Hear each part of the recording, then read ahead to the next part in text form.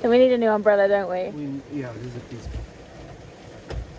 It's a bag of... What could it be? I hope it's nothing scary. wait. It is like Halloween. What are you doing? Stop. Just giving you space.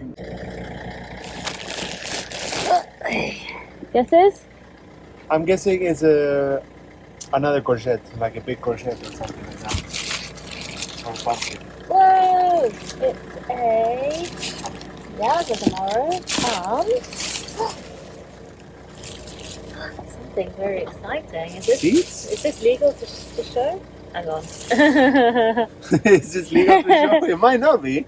It's oregano apparently. What are we doing, Mo? We're gonna cut this post to 15 degrees for the roof, which is a tool that we don't have at home. Is it like a prefab thing, or do you just build it with wood yourselves? No, we made it. Oh, we need so this. much better than what we're gonna build. Like, you guys are the real deal. Yeah. You know, chiseled out and things. Well, that's what I'm wondering if I should do. See, they're doing what I want to do. Yeah, but it's not worth it for the donkey shelter. Like, Just on top and then drill them down, or with metal plates or something. But they would be on top, so the roof would be like separated from the. Yeah, a distance similar to yeah. that. So Yeah, I imagine that's not a problem, right? Not at all. So this is 180. So we bought so we're gonna essentially overlap them like this. Put one here and put one here. Yes. For the width and for the length, but like we overlap as much and then we Overhang it, extend yes. over. It's gonna have this anchor point, and this anchor point. It's like is this machine very loud? A little bit. So nice. like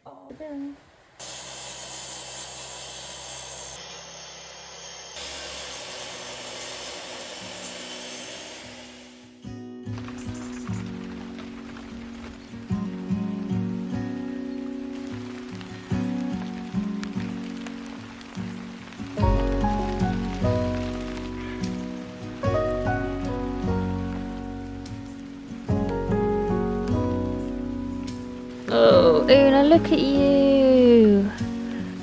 Where have you been?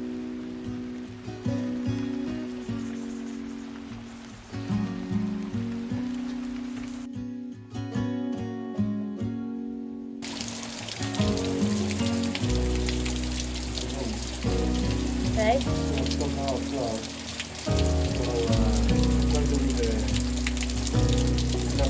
Yeah.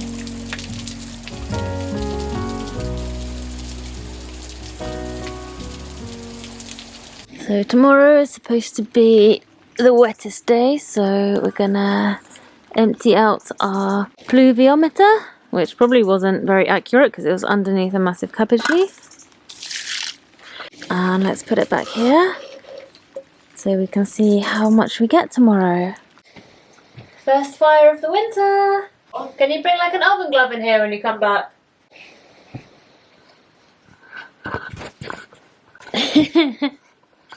I think it's time to burn all of these orange peels, which we lovingly dried out last year, and turns out they were the source of like 5,000 moths, which we then had to catch in this moth trap.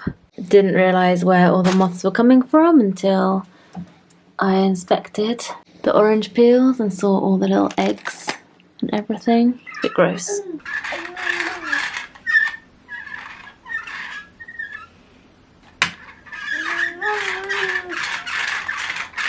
I'm burning all the moths. I'm burning the orange peels. They're going in.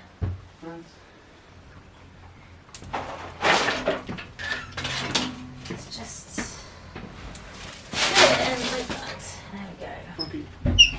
It's meant to smell like nice and orangey, and it just smells a bit like burning hair. It's like because of all the moths, the moth eggs. It's like burning moth eggs and moth debris.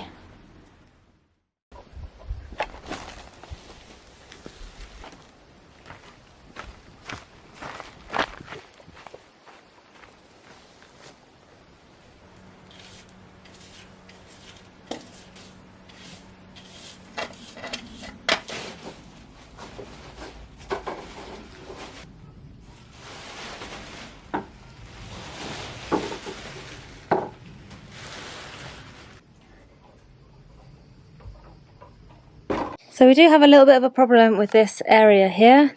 This is what it looked like before, and we had a big overhang in front of the door, which we got rid of because the overhang was dangerous, basically. Everyone who ever came out of that door hit their head on the overhang, so it had to go. But what we now have is another problem. Don't know if you can see, but these tiles don't overhang this little bit of wall at all. And as you can probably imagine what happens when it rains, water comes streaming down this roof in this particular section, runs right down this little bit of wall here, and there's the door, and all the water actually goes underneath the door, into the bedroom, down the stairs, everywhere. It's completely our fault. We did ask the builders to do that without giving them a lot of explanation or instructions, and then we weren't there to sort of supervise exactly what they were doing. We just said absolutely no overhang, like take it right back, and that's exactly what they did. So if we thought about it a little bit more, it would have been good to have the tiles overhanging a little bit just to bring the water away from the side of the house, but that didn't happen. That's not an option now, so we are going to fix the situation using the only thing that I can think of, which is this square guttering, U-shaped, like U-shaped guttering, so that I can fix it right up close to the wall, and then hopefully just silicone in the gap, and we can catch the water in here, divert it away from that part of the house, down along here, and then just have it overhanging into this little section here on the ground, which is conveniently sloped away into this little pipe here, which goes through to the outside of the house. Yeah, let's get started.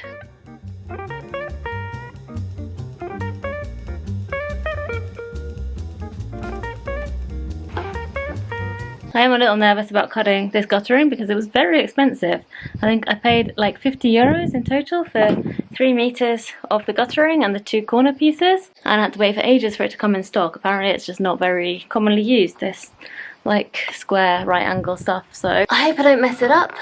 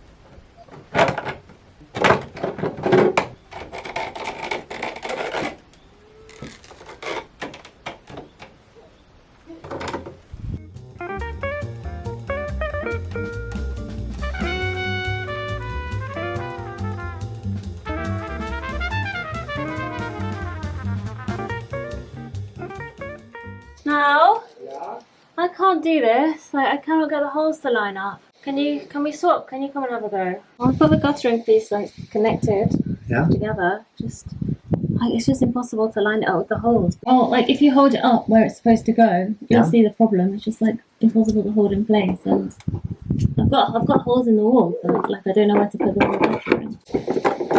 The holes are lined up. Well, vaguely, but I did the holes in the wall first, which was a mistake, obviously, but also I can't... Sorry, you want me to redo it?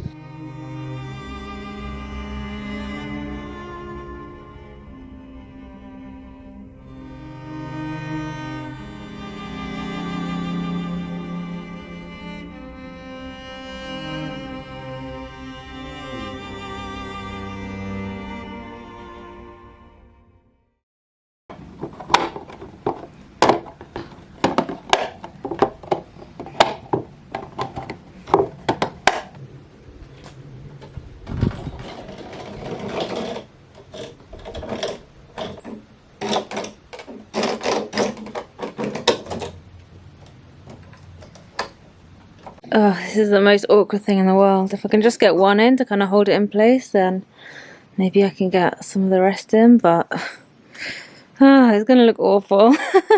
And it's not going to work. Probably because there's too much of a gap between the supports and the guttering itself, but we're going to have to try something and then see if we can fill the gap somehow, because we're out of other ideas.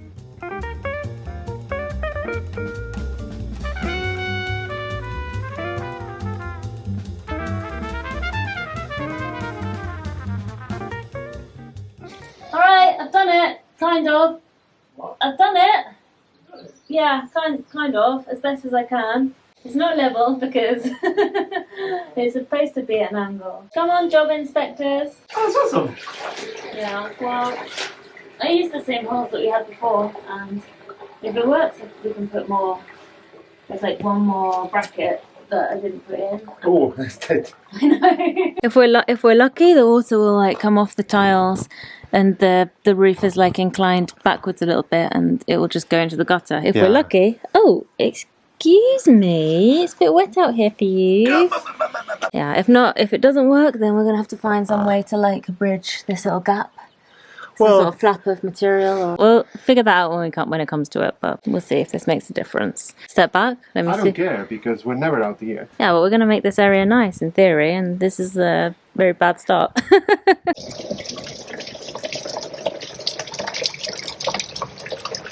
Yeah, I would say this new guttering has made no difference. We were up about 3 times in the night bailing out this bucket because it got full, so yeah, as you can see, the water is all still running down here. There's not a lot dripping out of the guttering at the end, so we'll have to see if we can improve this situation.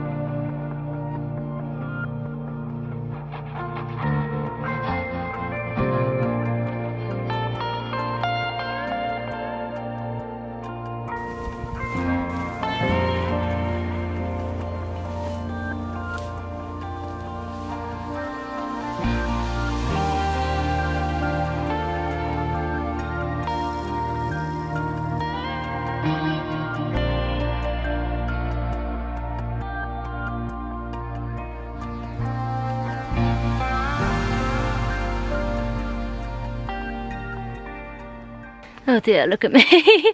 There we go, that's for the donkey for the next 7-10 days or so, something like that. If you're wondering why I didn't just bring the donkey down to the field and let him eat it there in place, we do that a lot. We've done that many times. We move him around, especially when the strimmer was broken. But right now he's busy in the new field. He's got plenty to eat over there. And we've only got one set of, one electric fencing set.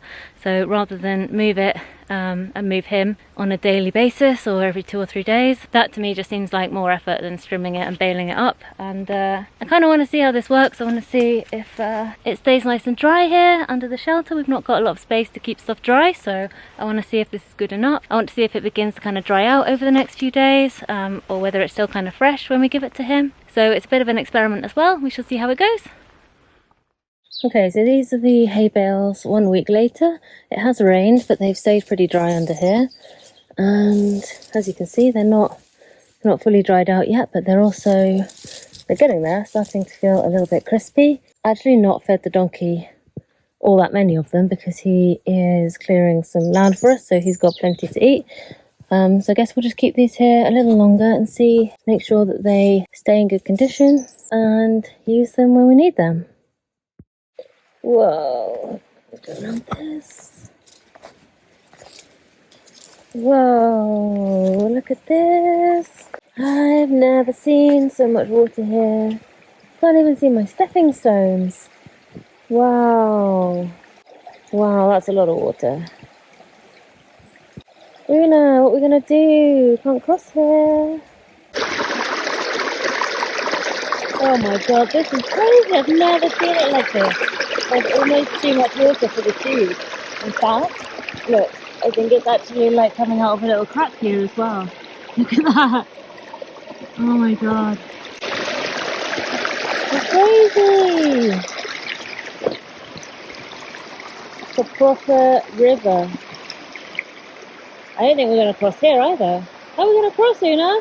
I just walked down here to look at the fountain and see what it was doing, and there were other people here doing the same thing, come in their cars, literally just to come and have a look at it and then turn around and go home again. It's a national pastime looking at what the fountains are doing after it rains, but yeah, I don't blame them. It's crazy. I've never seen the barranco like this. Like, I've never not been able to cross it. Like, there's always been a way to cross.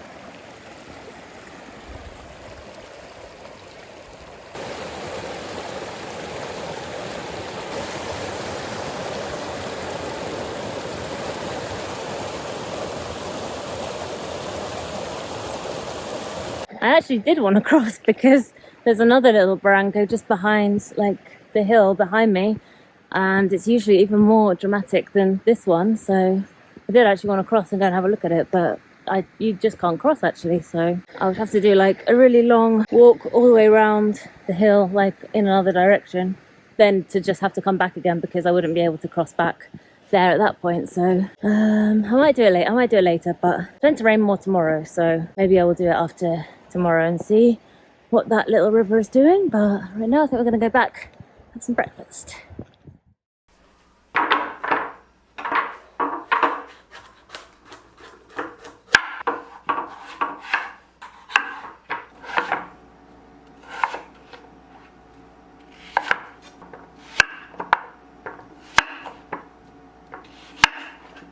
Alright, 2/3 of a cup of flour. I'm going to put some of our almond flour in here as well because I ground this up the other day and we need to use it. I've gone off the recipe now already, but it's brownies, so what could go wrong is going to turn out nice, I think.